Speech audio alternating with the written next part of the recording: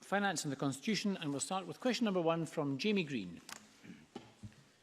To ask the Scottish Government what the North Sea oil revenues were for 2016-17 and how this compares to the projections in its 2013 document, Scotland's Future. Cabinet Secretary Derek Mackay.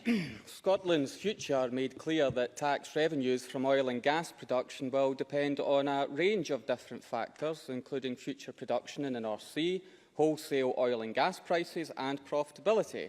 The Scottish Government presented a range of forecasts for oil and gas revenues based on information which was in line with external projections at the time. No organisations forecast a subsequent sharp decline in the oil price, which led to a period of record low profitability in the North Sea and a fall in oil and gas revenues.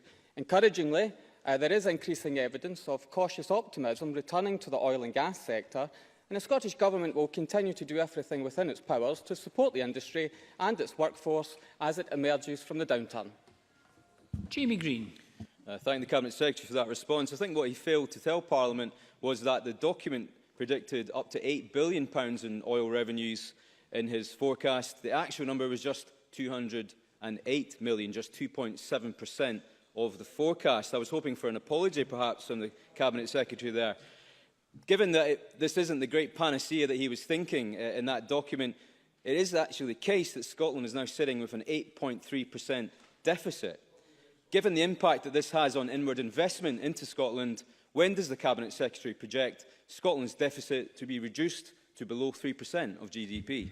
Cabinet Secretary. Well, first of all, Scotland's notional deficit is reducing, but I have to say, is that criticism about the forecasts in oil and gas, does that same criticism apply to the UK Government, whose forecasts were higher than the Scottish Government, or is Mr Greene not aware of that assessment at the time? You see, the Tories scoff whilst the industry asks for actions.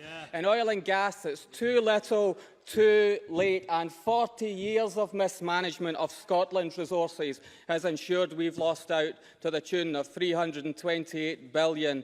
So the Tory government is failing industry completely, in sharp contrast to a nation like Norway, independent Norway, with reserves of hundreds of billions of pounds that they can invest in their public services, whilst we wait for action from the UK government on oil and gas.